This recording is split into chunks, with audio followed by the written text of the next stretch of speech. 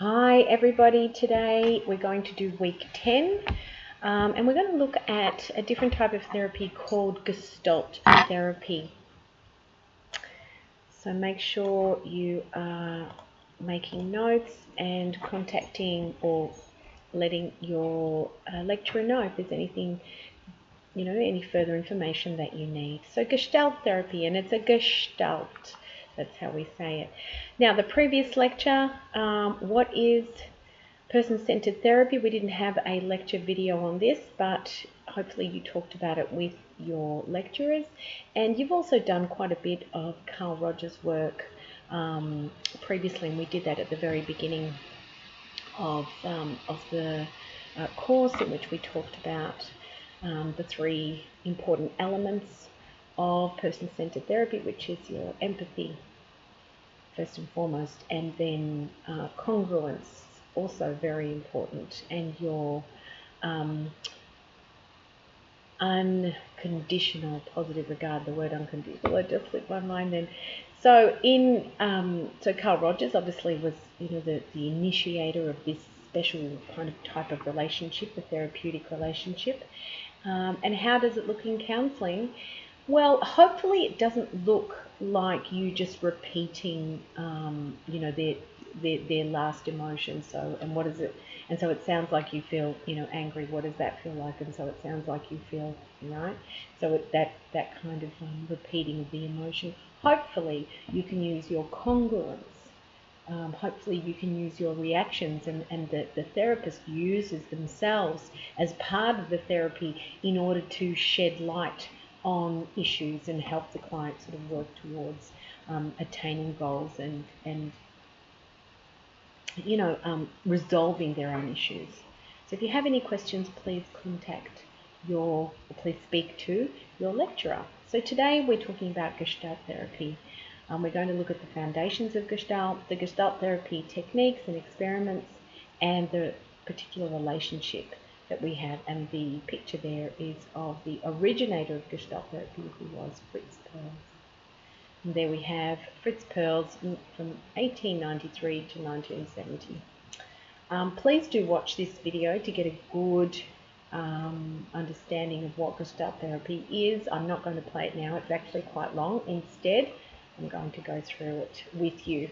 So the goals of Gestalt therapy are to improve client awareness, and this is a big one. In Gestalt therapy, awareness is probably the most important element of the therapy. There isn't really, there are a few other things, but it really is all about awareness. It's, does the client realize who they are existentially and what they are, and therefore why they're behaving the way that they are. So it's kind of wanting the client to become very aware. And what situation are you in when you're fully aware? You're in the here and now. So we know that that's going to be a part of it. And so we're looking for awareness, and we're looking to generate self-knowledge, knowledge of their environment. And that doesn't, mean, we're not talking about so much the physical environment, but certainly the emotional climate for the client, the environment in which they are and they're interacting, when they're interacting with other people. We want them to have awareness of their choices. So it's all about this awareness. What are your choices? Who are you really? Where are you in your life? That sort of thing. And finally, the self-acceptance and ability to stay in contact with themselves and their environment. And this is really important, I guess, when you think about the idea of mindfulness, which is something you may already know of, or perhaps you may not, but I'll just bring it up here. It's this idea that staying in the here and now creates a sense of calm, creates a sense that you can let go of the worry about the future and certainly the past, because that's not here, and the other one, has already happened. And so being self-aware, being aware of the present moment, can bring that sense of calm. Well, Gestalt therapy is very much about the present moment.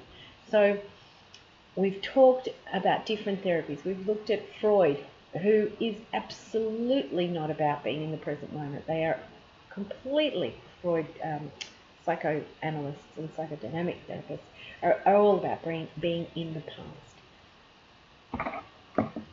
past. They're all about kind of making sure that the client is able to tell the story, tell their story in a connected way, sort of to their past. And in telling their story, they transfer the feelings on to the therapist, and this whole transference goes on with the use of the various techniques. So that's very different to what we're talking about now, the goals of Gestalt therapy, which is all about the here and now. So that's maybe one example of a difference between those two, which you can contrast and compare maybe in your final assessment. So the goals then are kind of all about, the client and centering the client. So we want them to develop skills and values to satisfy their needs without violating the rights of others. So that's a standard kind of objective, I think, with most therapies. We want them to become aware of all their senses and move from depending on outside support towards internal support, and be able to seek and ask for help from others when needed, and also to give help. So these are kind of like higher order goals, I suppose. But the one that I really focus on there is the move from depending on outside support towards internal support. I guess that Fritz Perls believed on some level that people who needed counselling lacked a certain level of maturity and a certain level of coming into their own. And so by going through Gestalt therapy with them, he was able to bring them into awareness of who they really are. That a lot of the beliefs that they have are kind of more related to ideas that someone might have put there when they were kids, or when they were, younger or adolescent, because of the interaction that they had. But that really, that's not who they really are. They really are, this other person, this person who presents themselves and who is capable and able. Okay? So what are the theoretical assumptions? And remember, theoretical assumptions are really important when we think about different counselling theories, because it gives you an idea of where they're coming from. Now, we know that Gestalt, well, we don't know about Gestalt, but we certainly know that therapies like Adlerian therapy, is phenomenological. We take the client, from the point at which they are, from who they are there and then. We're not trying to kind of look back or trying to think of other things except for, the way that they perceive themselves, their own reality. And Gestalt was similar in that he believed, and I'll read now, humans perceive things as a whole, and the whole is more than the sum of its parts. And life is better understood by knowing the subjective internal rather than the objective internal. So that's phenomenological. And awareness is ever-changing, and each moment is one of choice based on evolving awareness. And we are the creators of our own destiny, which is, in brackets there, existentialism. So that's how you feel that you exist within your world. And that the path to wholeness and health is to interact with nature and with other people without losing one's individuality. So the theoretical assumption is here that there's a promotion of contact. So people, according to Gestalt, are manipulative, and they avoid self-reliance and are not willing to accept their own perceptions as valid. And change happens in the present if you want. And so we can see that the theoretical assumptions for Gestalt are similar to, say, Adler. They are phenomenological. He also believes in the here and now, which is similar to your person-centered therapy. And overall, these sort of theorists were known as humanistic. So we've talked about increasing awareness and choice, and we've talked about awareness, including knowing the environment, knowing yourself, and accepting yourself and being able to make contact. So how do we do that? This third point here is really primary. We need our clients in Gestalt therapy stay with their current awareness, their present awareness. What do I feel like now? And the theory postulates that if you stay with your current awareness, stuff will come out, like feelings will emerge for you. And that, Gestalt therapists say, is called unfinished business.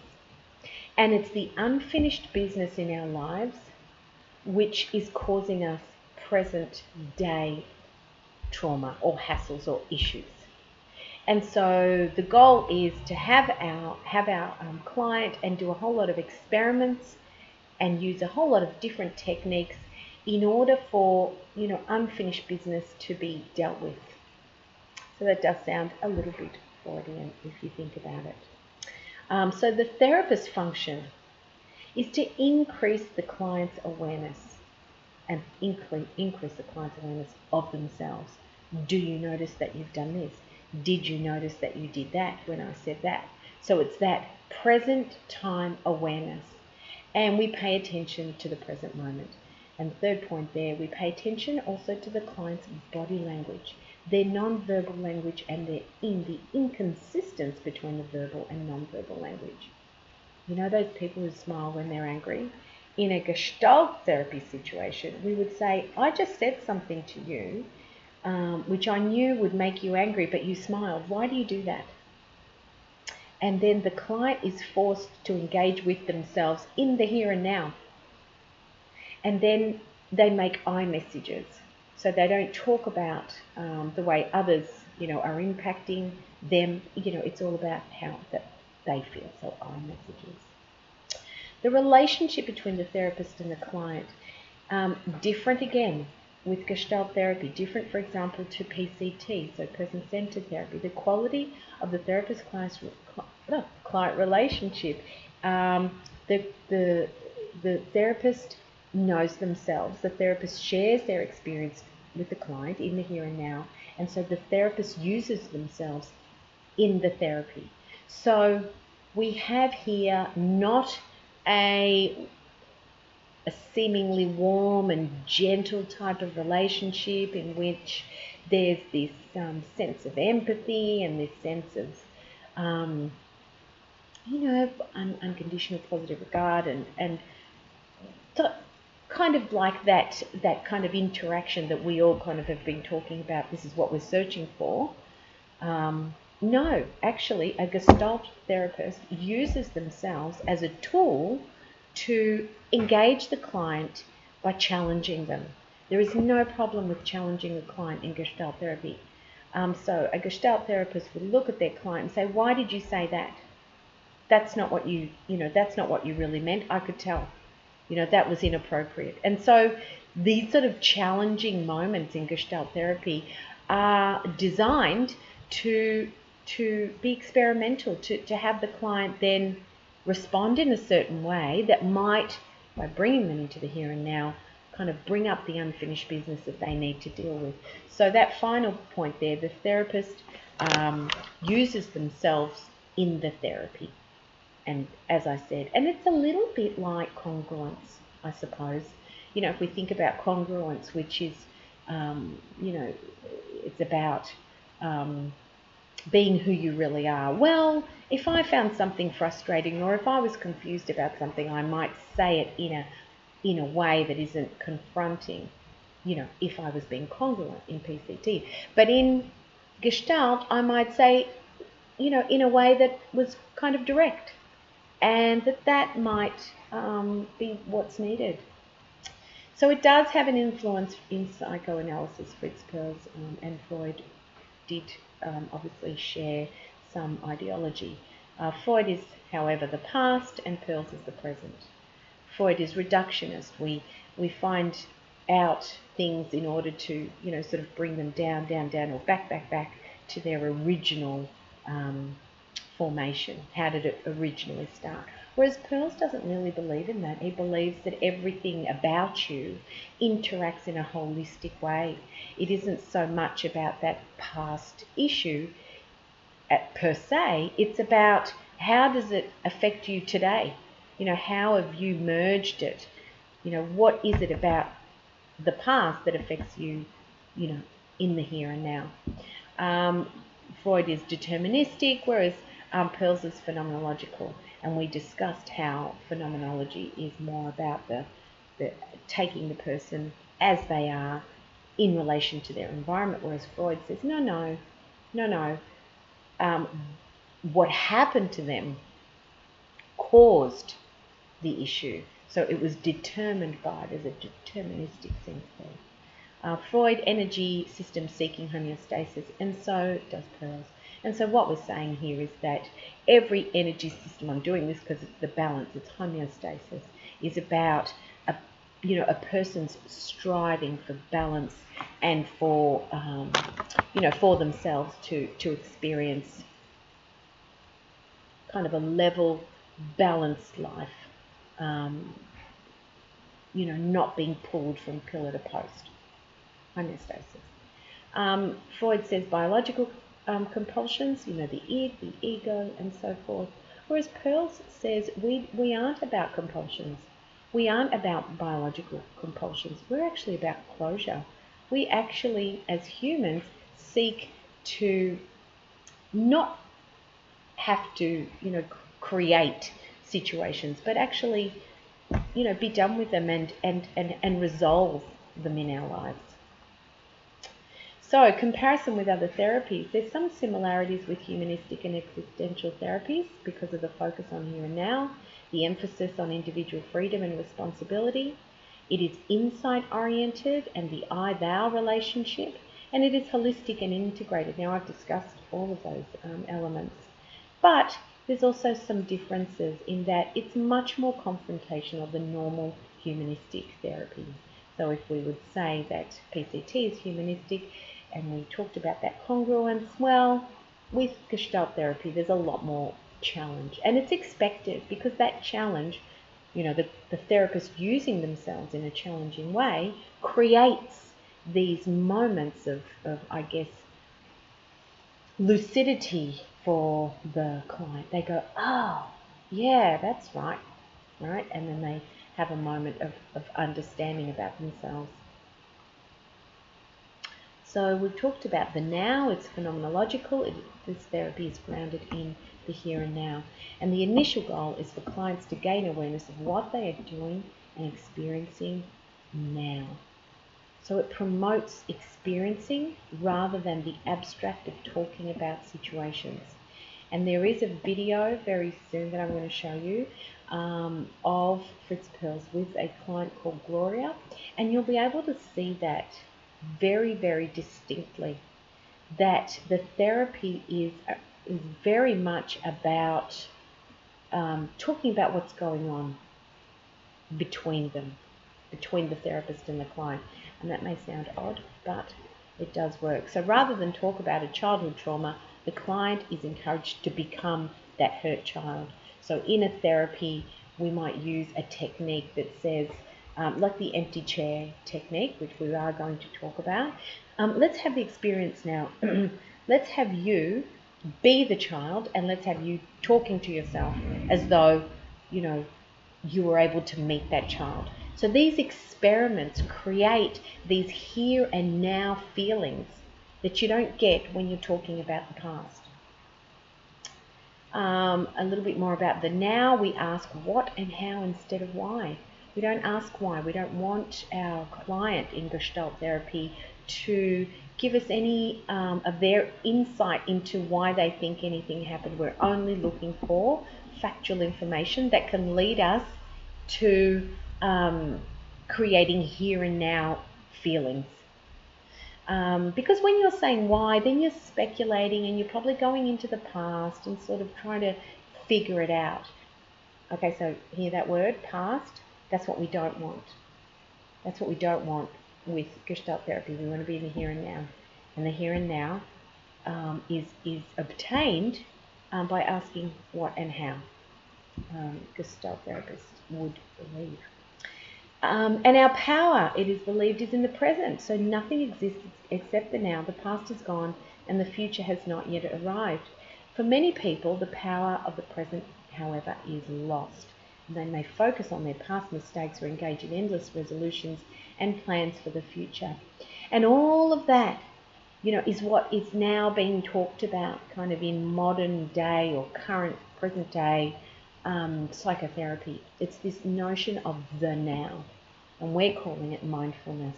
So being mindful of now rather than past or future, because they can't be controlled. You can only control the present. So this notion of unfinished business, which I touched on just before, it is around feelings about the past that are unexpressed.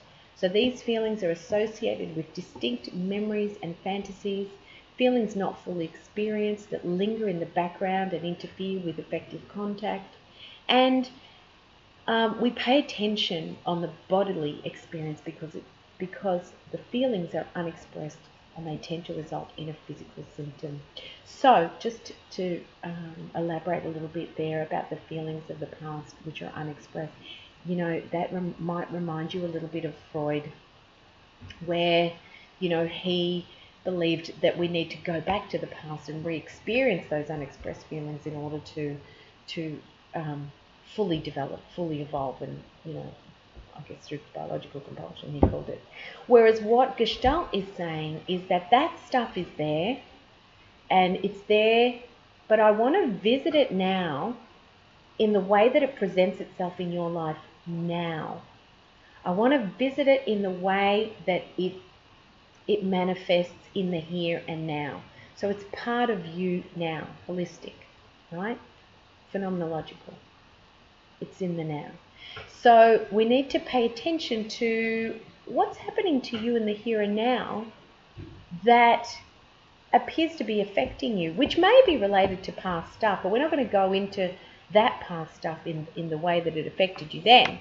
We're going to go into the way it affects you now. And so that's what unfinished business is. So the result is preoccupation, compulsive behavior, wariness, oppressive energy, and self-defeating behavior. So when we see clients with those things, with those, those symptoms, I guess, here's the solution. We want to get in touch with the stuck point. We want to get in touch with the unfinished business. What is it? And we deal with it in the here and now through, as I'm saying, the experiments and techniques. And so Pearls believe that people who are having issues have this difficulty with contact, with connecting with others.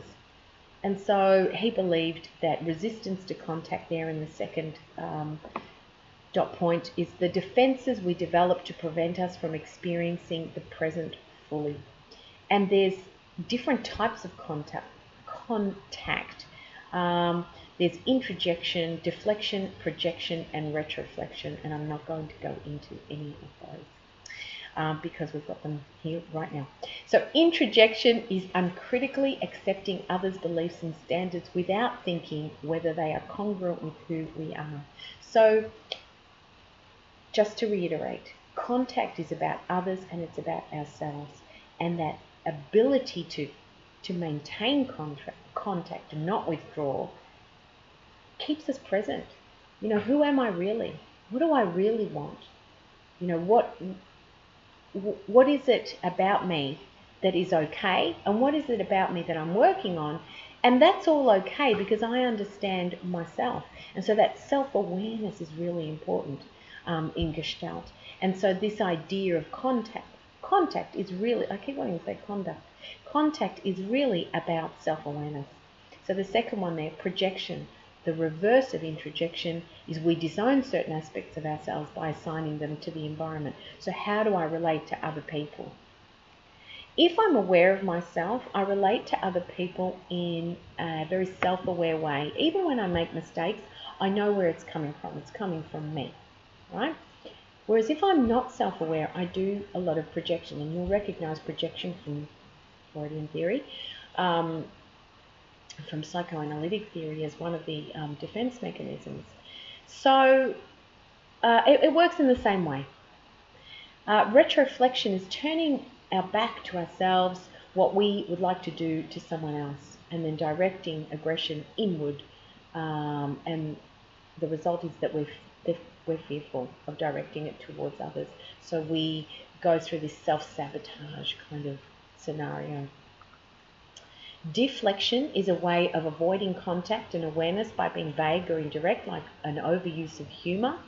So you'll notice, some people use a lot of humor in order to not have to really talk about the hard stuff, the stuff that's really going on for them. They deflect by using humor. And look, that is a lack of self-awareness. It's a lack of being able to just integrate, I guess, what is happening for you at the moment if you're constantly using humor.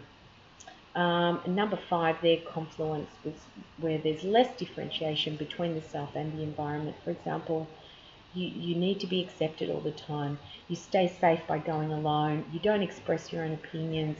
You have a very strong sense of, I don't really want to be seen. I'm not really comfortable in myself. And that, by Gestalt therapists, is called confluence. And you'll find the clients have a lot of all of these things: introjection, projection, retroflexion, deflection, confluence.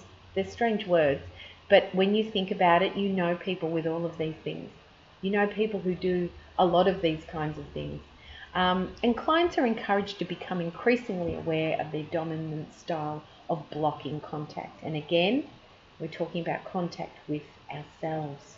It's knowing ourselves, and also, how that looks in terms of contact with the rest of the world. So they use, in Gestalt therapy, they use therapeutic techniques and procedures. And these are used to increase awareness about the incongruence between your mind and your body, so the verbal and non-verbal expression. Why is it that you are doing, like I'm flicking my hair now, but that is literally because there was something right there. But maybe, there's people when they speak and they, kind of rub themselves, or, they fidget, or, they jiggle. What is that about? Is it really just a little habit that they have? Or is it, perhaps, as Gestalt would suggest, it's a sign that there's something going on. There's some unfinished business there that was triggered, and now, you're doing these things. Okay, so in a conversation with someone, and they start, and they do something like this. They cross their arms, right? Non-verbal communication. Why have you just crossed your arms, you might say? Is there a reason why you just crossed your arms when I mentioned your father, for example, to be a little bit Freudian there? And so Gestalt says that all of this nonverbal behavior, if you talk about it, if the therapist brings it up, leads to, the here and now being brought up. Why are you doing that? But it leads to unfinished business being, discovered. Hey, yeah, I did cross my arms when we talked about my dad just then because, I'm really mad at him. He is not blah, blah, blah, blah, blah. He is, and then I bring up the unfinished business. The internal dialogue, so these are different therapeutic techniques and procedures. We are going to go with, I think, perhaps one of them. Anyway, there's an internal dialogue exercise, making the rounds, rehearsal exercise, exaggeration exercise, staying with the feeling, and the Gestalt approach to dream work. These are all different techniques. Feel free, to go through and find out about these techniques individually. I'm only going to cover a couple of them. And so we know that clients who are expected to become more self-aware and assume ownership of their experience and not make others responsible for what they're thinking, feeling and doing, that will lead to accepting responsibility for their behavior and consequences of their actions. So we want, throughout the interaction with the client as Gestalt therapists, the main thing we want them to do is to become aware of themselves. So now we know that the emphasis is on the client-therapist relationship, but it's not a relationship that we've talked about before, is it? It's not this warm, PCT type therapeutic relationship. It is very much about trust. There has to be trust between you. but it's a challenging relationship. It's a relationship based on a lot of congruence on the part of the therapist and certainly the part of the client. They are expected to voice their feelings about being challenged and so forth, because again, that all leads to the bringing up of unfinished business. There's experiments in techniques which we just briefly brushed on, but I will go into them further, and they are designed to influence and intensify the client's here and now experience, and client experiments to try new behaviours to see what these teach them. So client experiments and try new behaviours. So we want to try these different experiments within the therapy. So if you think, and we're going to discuss cognitive therapies and certainly cognitive behaviour therapy very soon, and I just want you to remember this, is that the experiments that are done within Gestalt are in the here and now. We do them here. We do them as we're having, the therapeutic, session. Whereas CBT is more about homework. It's more about go and do this in the outside world, right? So there's a little difference there I'm kind of bringing to light. A little bit more about experiment examples. I'm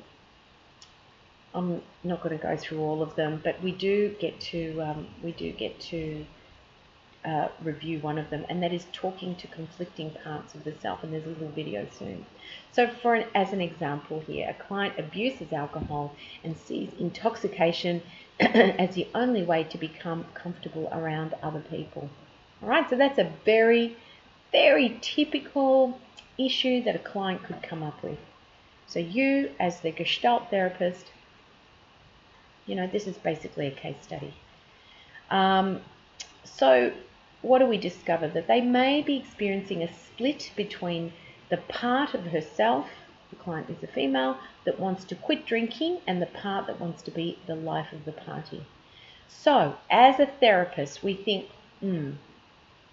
obviously the client is quite self-aware, because they recognize,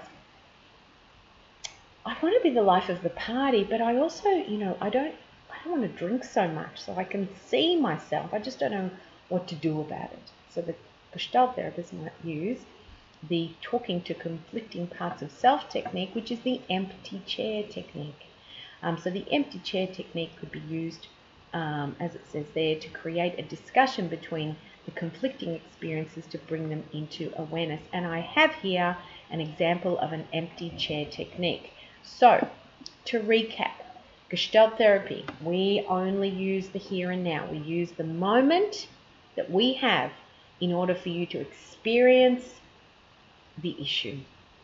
I don't want to send you out with homework. I don't want to talk about your past. I want you to experience it now. And so over the years, Gestalt developed a variety of different techniques, and so did other contributors do the same.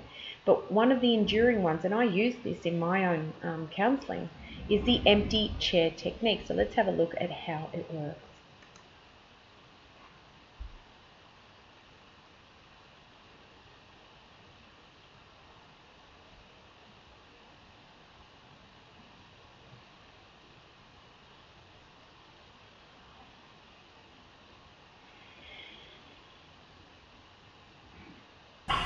Hi James, how you doing today? I'm alright.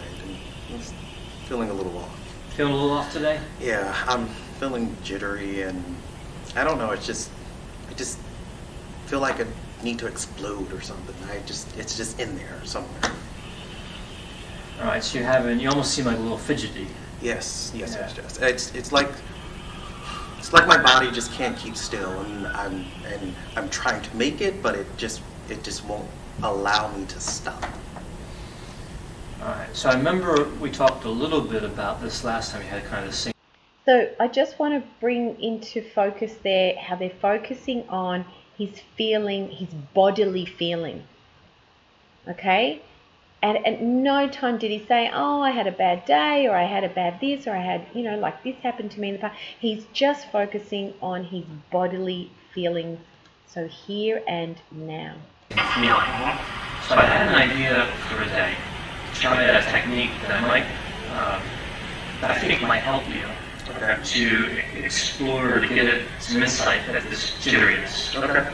It does require a bit of imagination, and you can see I have a second chair here. Mhm. So what I'd like to do is I'd like to have you, James, have a conversation with this part of you that's making you feel fidgety and like you want to explode and jittery. Okay. But first I want to be able to name that part. What do you want to call that part of you? I think it's anger. I think it's anger. It's anger. I think it's anger. All right, so this is the angry part of you. Yes. And that's causing, it's kind of erupting through, Yeah. causing this feeling of incongruence. It's making me feel like I'm not being my true self, or just fully me. So you're being inauthentic. Yes, I'm being. Yeah, you're right. I'm being inauthentic with myself. All right, so let's separate out this this angry part of you. Okay. All right, so here, where you're sitting, I want you to be James. Okay. But in that chair, I want you to imagine, to the best of your ability, that the angry part of you is seated there. Okay. All right, so it's really only going to see things from that perspective. It is the angry part. Okay. It's not the whole, it's just a part. Okay. All right, and I'm going to have you move back and forth as needed so you can have a conversation between the whole, James, Mm-hmm. and the angry part of you. Okay. So let's start with your side. So the angry part of you is now seated here. Okay. So I want you to turn toward the angry part and say what's on your mind.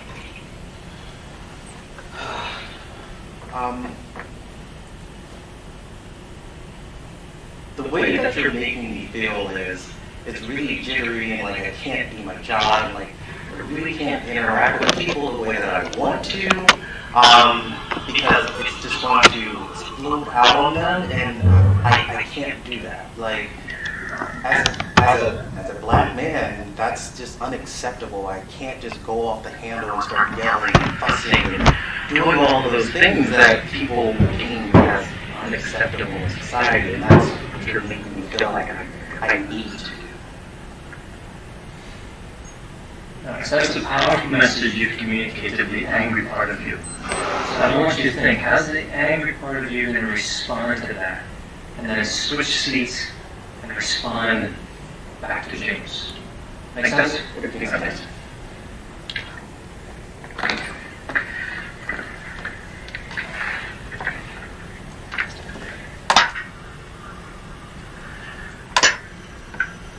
So James, let's just be honest. You need me in your life.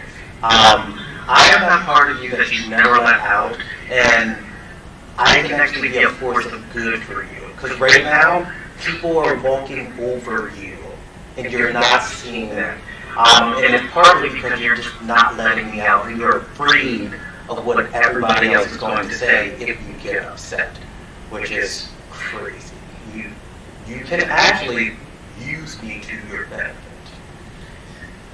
So the angry part of you also has a powerful message, a very rational message. If you can, try to deliver that same message, except think about how the angry part of you is really going to be seated in that chair, how the angry part of you is really going to move, and the volume of your voice. What's the angry part going to do as it communicates that rational message? So, James, I need you to pay attention and I need you to listen. Because I can be a force of good for you. You need to let me out so that people will stop walking all over you. Yes, it's scary that people don't understand that when you are angry, you're not necessarily going to harm them. They need to realize that they are doing something wrong if you're not letting people know that. It needs to change now. So the angry part of you, a little more authoritative there. Did you notice that? Yes. Kind of pointing and being very direct. So now James has his opportunity to respond. So come back over here. And think about that lecture that the angry part of you just gave to you. How do you respond to that?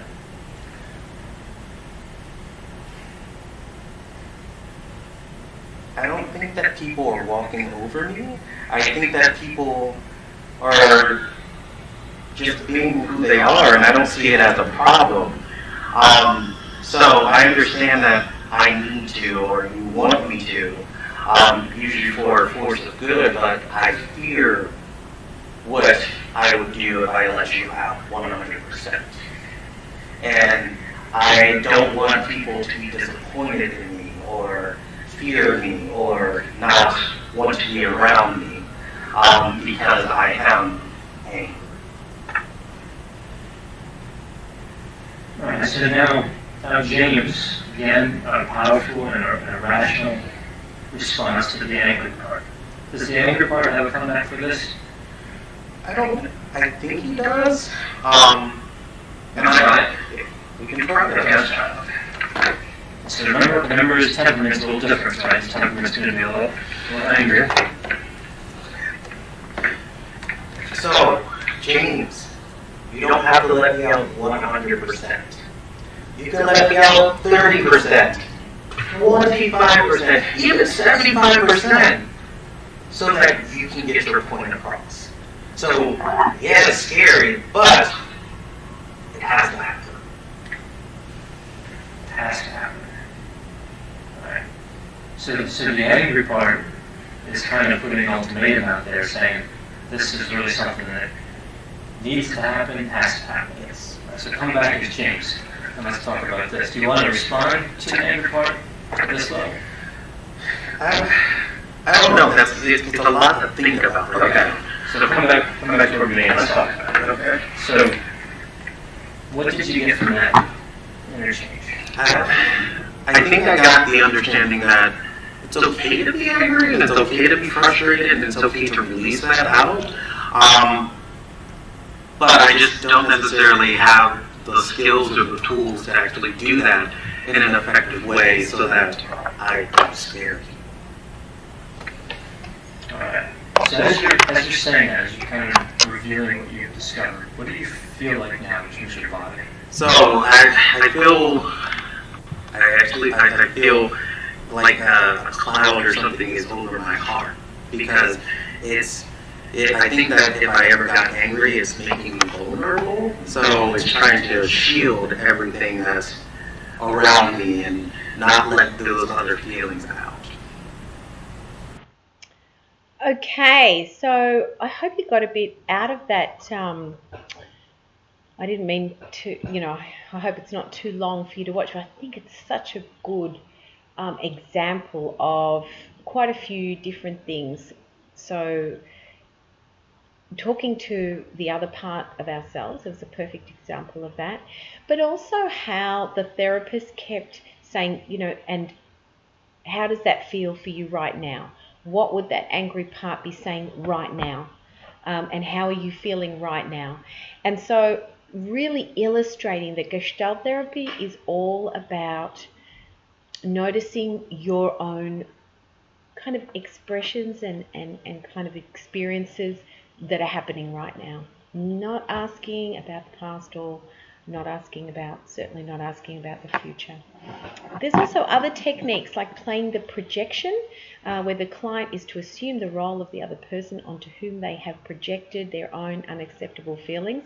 So we play the part of the self in that scenario, but we sort of talk to the other person as if, the projection was real.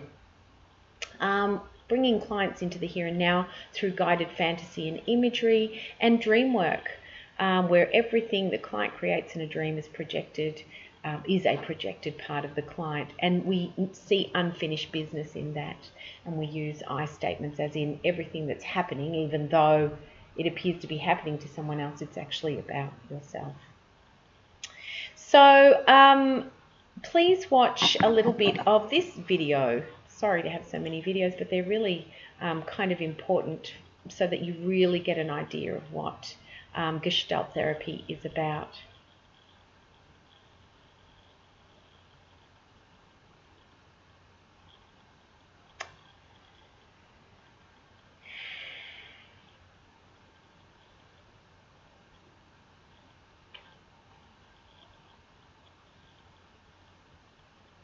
Sorry, my YouTube is slow. Oh, it's no longer available. There we go. It used to be available and it was one of my favorite videos, so there might be another way of getting that or getting you to see that, but it is a video of Fritz Perls, the originator of Gestalt therapy, talking to a client who is called Gloria. And in this video, Gloria sits down and she feels nervous, so he asks her, "Why do you feel so nervous?" She says, "You're making me nervous." So there's the therapist using himself as part of the therapy to make her focus on the here and now. Then she starts sort of moving her feet or doing something, with her hair or whatever. And he says, "Why are you doing that? Why are you touching your hair like that?" "Because," she says, "you make me feel really nervous." And so, the conversation kind of goes on and on like this, and it's discovered that the reason why she feels so nervous and she feels like she has to kind of hide herself and this sort of thing is as a result of a relationship that was not equitable between herself and her father. And so being with the therapist is making her feel that way as well. And it turns out that her unfinished business in relation to men, because she goes in there sort of wanting to talk about relationships, is all about the relationship with her father that didn't work out. So I urge you to find it. It's the Fritz Perls Gloria sessions.